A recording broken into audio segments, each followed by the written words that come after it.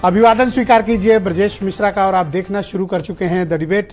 बहनों भाइयों, उत्तर प्रदेश की पुलिस ने कांवड़ रूट पर दुकानदारों को ये निर्देश या एडवाइजरी दी है कि वो अपना नाम, प्रोप्राइटर का नाम और अपने यहाँ काम करने वाले कर्मचारियों का भी नाम डिस्प्ले करें, ताकि जो भी कांवड़िए हैं अगर उनको ये धार्मिक आधार पर अगर वो कुछ चीज़ों को नहीं अपनाना या खाना पीना चाहते हैं तो उन्हें पता रहना चाहिए कि ये दुकान किसकी है। इसको लेकर बहुत बड़ा सामाजिक और राजनीतिक बखेड़ा खड़ा हो गया है और बीजेपी के भीतर से भी और बाहर से भी सहयोगी दलों से भी आवाज़ें आने लगी हैं और इसका विरोध हो रहा है। इसे अस्पृश्यता यानी छुआछूत और भेदभाव के तौर पर भी देखा जा रहा है, लेकिन भारतीय जनता पार्टी और उत्तर प्रदेश की सरकार का ये कहना है कि आस्था का सम्मान होना चाहिए, इसलिए इस तरह का अनुपालन कांवड़ रूट पर ज़रूरी है। बहनों भाइयों, आज चर्चा इसी विषय पर। उत्तर प्रदेश की सरकार और यूपी पुलिस के एक आदेश को लेकर आज पिछले 2 दिनों से ज़बरदस्त राजनीतिक और सामाजिक घमासान छिड़ा हुआ है। दरअसल सोमवार से सावन स्टार्ट हो रहा है और इस दौरान ही कांवड़ यात्राएं निकलती हैं। मुख्यतः जो सबसे सेंसिटिव जोन कांवड़ के लिए माना जाता है वो हरिद्वार से सहारनपुर, हरिद्वार से मुजफ्फरनगर और हरिद्वार से मुरादाबाद का रूट।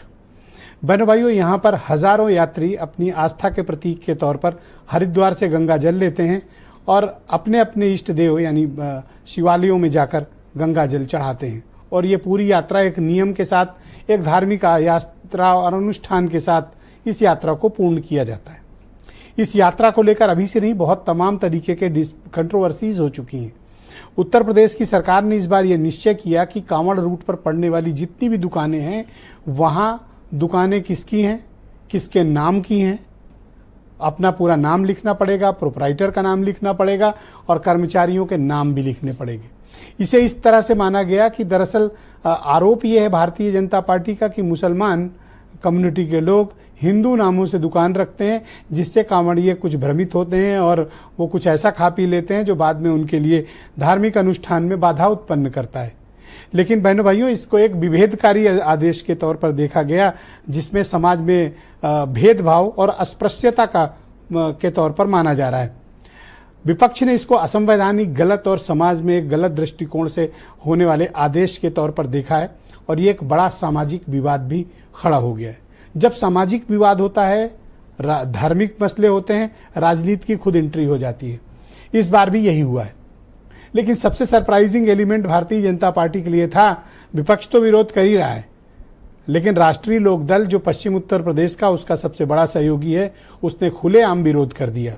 उनकी पार्टी के प्रवक्ता से लेकर प्रदेश अध्यक्ष और जनरल सेक्रेटरी तक ने इस आदेश को गलत, असंवैधानिक, भेदभाव वाला और तत्काल वापस लेने के लिए डिमांड करके भारतीय जनता पार्टी को एम्बैरेस कर दिया है। विपक्ष हमलावर है और विपक्ष का ये कहना है कि चूंकि दलित और पिछड़ों से बीजेपी नाराज है, चिढ़ी हुई है, इसलिए उनको ठीक करने के मकसद से मुसलमानों के बहाने ये निशाना साधा जा रहा है। आज चर्चा हम इसी विवाद पर करने वाले हैं। आप कुछ स्टेटमेंट सुन लें, फिर आज की परिचर्चा को हम आगे बढ़ाएंगे। ये कुछ मुस्लिम बंधु हिंदू देवी देवताओं के नाम से अपनी दुकानें चलाते हैं। वो दुकानें अपनी चलाए, हमें कोई आपत्ति नहीं है, पर वो हिंदू देवी देवताओं के नाम से ना रखें, क्योंकि जो बाहर से आने वाले कावड़ी हैं वो उस पर आकर के बैठते हैं, चाय पीते हैं, भोजन करते हैं, तो उसमें फिर विवाद का कारण बनता है, उनको पता लगता है। मीट के साथ साथ शराब की दुकान भी बंद होनी चाहिए।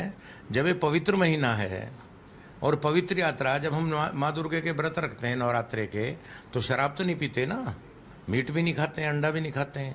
तो जब ये पवित्र यात्रा है और इतनी पवित्र यात्रा, तो इसमें शराब की दुकानों पर क्यों नहीं पाबंदी हो? चुनावी हार के बाद भाजपा की हताशा है। ये दलितों का, पिछड़ों का, अल्पसंख्यकों का रोजगार समाप्त करना चाहते हैं, उनका धंधा खत्म करना चाहते हैं, इसलिए ये फरमान जारी किया गया है। जब नाम लिखे होंगे, लोग निकल रहे होंगे, तो बहुत सारे धर्मांध ऐसे लोग होते हैं जो माइनॉरिटी के लोगों की दुकान देख के उसको लूट भी सकते हैं, उन्हें मार भी सकते हैं। ये कौन गारंटी लेगा कि वे सुरक्षित रहेंगे? अब कोई किसी आदमी की किसी रंजिश है या कोई आदमी असामाजिक तत्व माहौल खराब करना चाहता है, वो चिन्हित की भी दुकान पे जाके झगड़ा कर देगा, उसको नुकसान पहुंचा देगा, भीड़ उसको नुकसान पहुंचा देगी, मॉब लिंचिंग हो जाएगी, कौन जवाब देगा?